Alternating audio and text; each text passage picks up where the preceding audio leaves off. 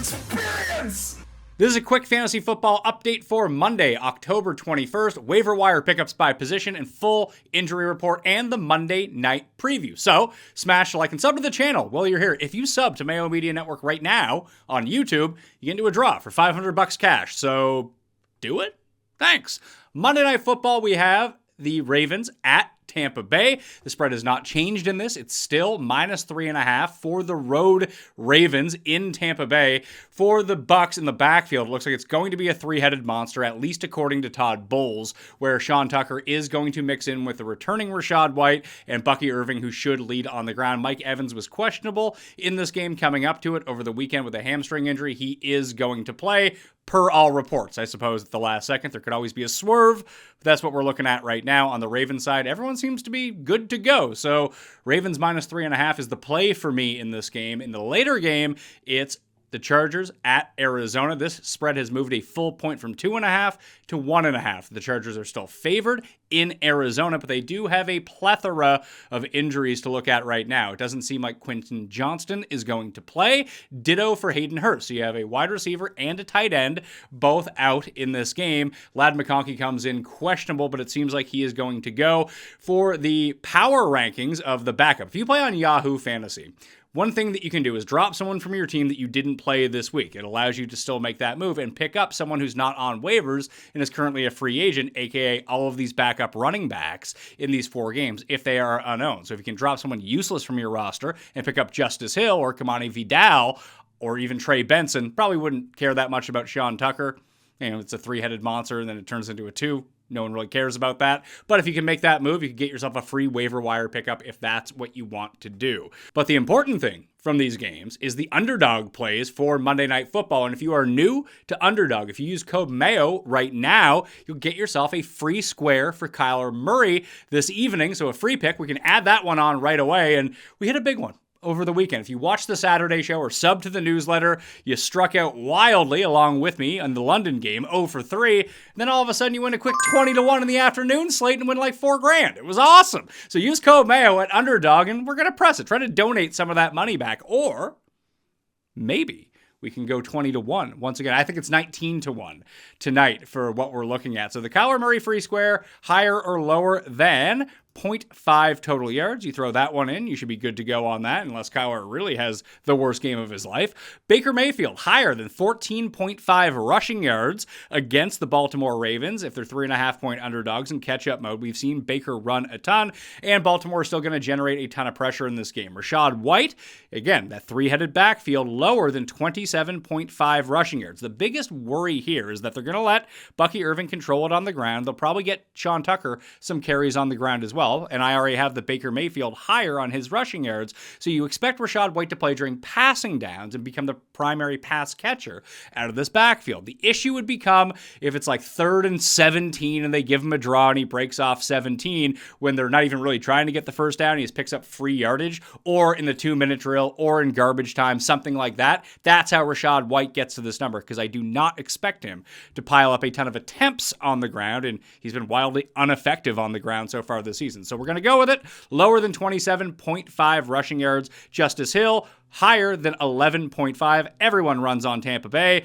We saw him not hit this number week 1 or last week. All of the games in between well over the 11.5, averaging 4 and 5 carries in those games. So hopefully it turns out to be one of those. And then we'll just go to J.K. Dobbins. In the Chargers-Arizona game, Vidal is a nice option, but unless Dobbins gets hurt, he's going to touch the ball 15 to 20 times on the ground, unless for whatever reason that Arizona jumps out to a gigantic lead in this game. Marvin Harrison's going to play, by the way, that, you know, just even at 4 yards per carry, he should be able to pile up the higher than 79.5 rushing yards for the Chargers. So you combine those 5 together, you get 19 times your money, hit the 20-1 on Sunday. So, you know, keep piling up that bankroll. And that's the thing.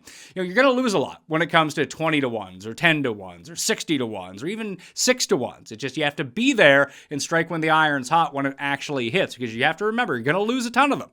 If it wasn't the case, you'd win 20-1 every day. You'd never have to work again. That's not really how reality works. But for this, code Mayo at underdog. Use the plays. If you got the money from yesterday, boom, roll it over tonight. Try to get yourself 19-1. All right? Well, running backs escaped most injuries. Wide receivers, not so much. So what we're looking at here is DK Metcalf. Left the game on a cart. No word yet on the update from him, but didn't look great. They play the Bills this week, which would be a really nice matchup for him. But if not him, Bobo stepped in. Jake Bobo into the 3 wide receiver sets and took those DK Metcalf snaps in that game. So keep an eye on DK. I wouldn't expect him to play this week. Brandon Ayuk is probably out for the season with this ACL, MCL tear. That news is not official as of this recording, but that's what it's looking like. That's what all the reports are. So not great, Bob, for old Brandon Ayuk. He held out. He was terrible. Now he's out for the year. A waste of a season for him. Deebo Samuel did not play. He played a few snaps, then he left with an illness. He should play in week number 8. Wouldn't worry too much about him. Juju Smith-Schuster exited the game with a hamstring injury. He came into the game with a hamstring injury. He tried to play through it, re-aggravated it, because that's what happens when you play with a hamstring injury. I would not expect him to play in week number 8, but again, we'll pay attention to the practice report on all of this stuff. Jalen Polk got a concussion, or just got his brain scrambled in the London game. Probably wouldn't expect him to play this week. Demario Douglas had an illness, and he exited the game at the very end of the London game for the Patriots against the Jags as well. I would expect him to play in week number 8. Cooper Kupp did not play, but he is almost for suredly a full go on Thursday Night Football against the Vikings at home. So you can play, I wouldn't say with the utmost confidence, because the Rams still have no offensive line, and Minnesota's going to bring the heat on Matt Stafford. Probably means like 12 receptions for Cooper Kupp. Not sure yet whether or not he's going to play a full complement of snaps, but I'd say probably 60, 65, 70% at minimum, and maybe you get the full health Cooper Kupp. Maybe that was the reason that they held him out in week number 7, so he could play in this Thursday night game. Then he gets the extended rest coming off of that with the mini bye. Robert Woods didn't play. Juwan Jennings missed the game with a hip injury, but he is expected back in week number 8. More on him in a second. Jacoby Myers, Chris Olave did not play. Rashid Shaheed is out for the year. And that's the wide receiver injuries. For pickups, Juwan Jennings becomes number 1, presuming he's either back this week or next week. If Ayuk's going to be out for the season, I don't think it's going to be Ricky Purcell or Cowan or whoever the hell that guy was who was returning punts and was like their number 1 receiver towards the end of the game with the depleted 49ers receiving core. But Juwan Jennings is the number 1 pickup, presumably stepping into that number 2 role / number 1 role with Kittle and Deebo and everyone else working in that San Francisco offense. They're going to need him here. I have Jerry Jeudy at number 2. Amari is out of town. Yes, Cedric Tillman saw more opportunity in that game, but Jeudy ran the most routes, and with Jameis Winston, I just think that Judy's a better receiver. Not that Tillman's not a good receiver. We don't really know. He's a 3rd-round pick and had like 5 catches coming into this game, and then all of a sudden he explodes when Amari Cooper is out of town. I still have him at number 4. So it's Juwan Jennings, Jerry Jeudy, Romeo Doubs, Cedric Tillman, and Jalen Tolbert coming back off the bye week, this time against San Francisco. Still no Brendan Cooks. After that, it's Juju, if he's like healthy enough to play, Keon Coleman, Bub Means, Jake Bobo, and Ricky Parcell, if you're in like deeper leagues. But those top 5 would be the ones that I'd be trying to target for week number 8 and beyond. Running back injuries heading into week number 8. Nothing really new on the docket. It's just a lot of guys who missed the game, and maybe they'll return in week 8 with a full slate of game. No bye weeks in week number 8. Oh, and we did the recap on the Pat Mayo Experience feed with Cam live on Sunday night. So check out your podcast feeds right now. It was a very fun show with Cam and Cust. Jonathan Taylor didn't play. Ditto for Tajay Spears, Jerome Ford, Cordero Patterson, and Travis Etienne. Those 5 did not play. Jonathan Brooks could be expected back probably after the Munich game is how it's looking right now. I'm guessing they'll play Bryce. They'll play the Giants in Munich, take a bye week, and then coming back probably week 11, week 12, whichever week that is, we'll probably see Brooks and Bryce Young back in for the Carolina Panthers, and Gus Edwards is still on injured reserve. So Jonathan Taylor should be back pretty soon. He might miss 1 more week. We'll see for the Colts, but it seems like the good son is better than Trey Sermon at this point. We knew Trey Sermon wasn't good, but we thought he would get the opportunity. And even when he got that, he still wasn't good. So no one really cares about him at this point. The Colts backfield's a dead zone until Jonathan Taylor ends up coming back, and you probably don't need these guys with no bye weeks coming through in week number 8. With Spears, hamstring, usually a 2-week injury, so expect Pollard to smash once again in terms of opportunity. Whether he does anything with them against the Lions, this is to be seen, but Mason Rudolph will probably be starting in that game too. Jerome Ford missed the game with a hamstring injury.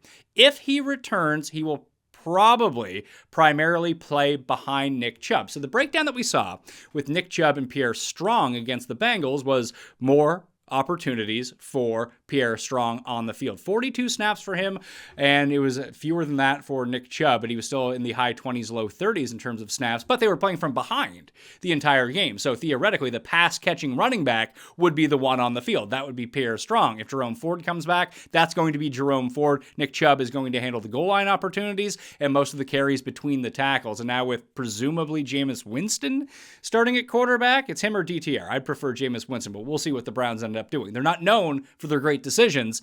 That it could be a decent spot for Nick Chubb. We talked about drafting him preseason and when you could deploy him. We thought it'd be week 9, week 10. He came back in week 7. So by the time week 9, week 10 rolls around, you might get Nick Chubb as a low-end running back one once again, a guy that you took in the 7th, 8th round. Looking pretty good right now, especially for anyone who drafted Christian McCaffrey in the 1st round and haven't used him. You got a guy who's not quite as good, but like 75% as good 8 rounds later, and you knew that you weren't getting him the entire time. So it's nice to be a Nick Chubb owner right now. He looked pretty good in his return. The pickups at running back for the week. Again, you can find the entire list at all the positions, plus the injury cheat sheet in the description right now in the Mayo Media newsletter. You can sub to that for free. It'll get sent to you, and I'll update it through waivers on Wednesday morning. But Jaylen Warren is the number 1 pickup. Ray Davis, Braylon Allen, and Tyler Algier are the top 4 for me right now. Warren was factored in a lot with Russell Wilson. Now, they ended up playing from behind, got ahead, and even when they got ahead, it was still a split between Najee and Warren. He's not going to have the most valuable touches, but he is going to be their receiving back, and frankly, he looks more explosive than Najee Harris. It's like the Bucky Irving Rashad White situation. Najee's better than Rashad White, but when Warren touches the ball, he looks like he's shot out of a cannon. So I'm back in on Jaylen Warren now that he seems to be past his injuries, and people gave Mike Tomlin a lot of heat this week for playing Russell Wilson over Justin Fields, and through one game, it seems like the right decision. Tight ends, as I mentioned before, Hayden Hurst is not going to play on Monday Night Football, but Dallas Goedert missed the game, probably out again with a hamstring injury. TJ Hawkinson thought he was going to come back against the Lions. He did not come back against the Lions. He is questionable for Thursday Night Football. I would expect him to play, but wouldn't count on him too much, which makes him like tight end 6 for the week because there are no reliable tight ends that you can count on at this point. So Hawkinson would become a must start again. I mean, a must start because you probably don't have better options. If you have, I don't know, George Kittle, you probably wouldn't bench George Kittle for TJ Hawkinson, but that's where we're at right now. Taysom Hill could return this week as well against the Chargers. The tight end pickups for the week, a guy that you can seemingly trust as long as Drake May is playing quarterback, is Hunter Henry. I have Taysom Hill at number 2, Cade Otton and Zach Ertz are the top 4. Chig Okongwu has had 2 good games this season, and they both come with Mason Rudolph at quarterback. Now, when I say good games, I mean like 8 fantasy points, not 0 fantasy points. He's someone that I'd probably try to target on underdog for his higher in receiving total if it's like 12.5, 21.5, as long as Mason Rudolph continues to play. But I have him at number 5 right now because he is seeing increased opportunity with Rudolph under center for the Titans. Quarterbacks, we got some injuries here. Deshaun Watson likely out for the season after tearing his Achilles. Probably great news for all the Browns fans, ownership, contract, cap situation, and the fantasy players on that team. I'm guessing it's going to be Jameis who is starting, but it might not be. It might be Dorian Thompson-Robinson because he's bad. He's somehow even worse than He's somehow even worse than Deshaun Watson. And if they truly are tanking for the number 1 pick, you might see DTR play over Jameis. I don't even know how good Jameis is at this point of his career. But we just saw Mariota, who went number 2 to him, have a very nice game against Carolina, of all teams, who is not very good. But if I want good fantasy production out of Tillman and Judy and Njoku and Chubb, I'd want at least the opportunity for Jameis to get a crack under center. We saw him in the final 2 minutes of that game as the emergency QB against the Bengals.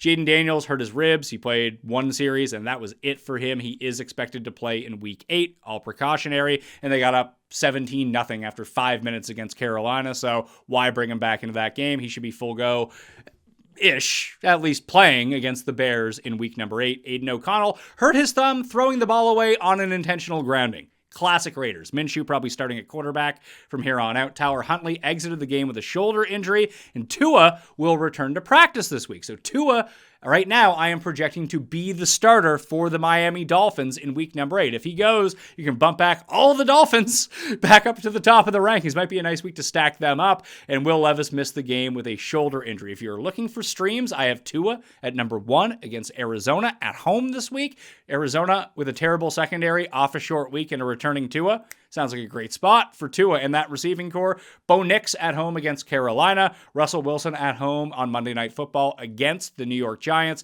And then Drake May at home against the New York Jets. It's not a great matchup, but between what he can do with his legs and his willingness just to chuck the ball down the field, you can pile up fantasy points pretty quickly. He finished with over 20 again in the London game, despite the fact that the Patriots were not only soft, according to their head coach, but not very good in the game, even offensively, and he still was able to manufacture 20 fantasy points, so he's looking like a pretty good fantasy option right now. Finally, the defensive streams that you can go pick up that are available in more than 50% of leagues right now. Number 1, the Los Angeles Chargers at home against the New Orleans Saints. Green Bay at home against Jacksonville, who just played 2 weeks in London and decided, bye weeks, not for us. We're going to ride this momentum of a win. Congratulations, Green Bay. You get to pick on the awful Jacksonville Jaguars this time in Green Bay. Washington at home against Caleb Williams and the Bears coming off the bye week. Seems like it wouldn't be a great defensive matchup, but Washington generates a lot of pressure, and they can generate that from up the middle. The last 3 weeks that we've seen Caleb Williams, they've played 3 of the 5 worst pressure rate teams in football. He's had a ton of time to do what he wants, and he's piling up fantasy points and looked really good because of it. Washington provides a little bit of a different opportunity because they might force him into some bad decisions. Caleb probably still has a good game here because the linebacking core and the secondary for Washington is god-awful, and you can get over them, but when he's been put under the pressure cooker so far this season, he has not looked very good, made some bad decisions. So even if you give up 25, 30 points in your Washington's defense, you'll probably get a few sacks, a turnover, and hopefully a pick 6, fumble 6, something along the way to go with it. Detroit at home against Tennessee, and then Houston at home against Indianapolis. Houston would be higher on this list, but Anthony Richardson had more rushing attempts than pass completions, and when guys are not dropping back to pass, it's not very good for fantasy defenses, at least the opposing fantasy defenses, because it's hard to generate fantasy points off a rushing attack against them, all right? Again, the full update is going to be in the newsletter. If you want the cheat sheet, it's in the newsletter. You can find that link in the description right now, okay? I'm Pat Mayo. Thanks for watching. We'll see you tomorrow. Mayo experience! Experience!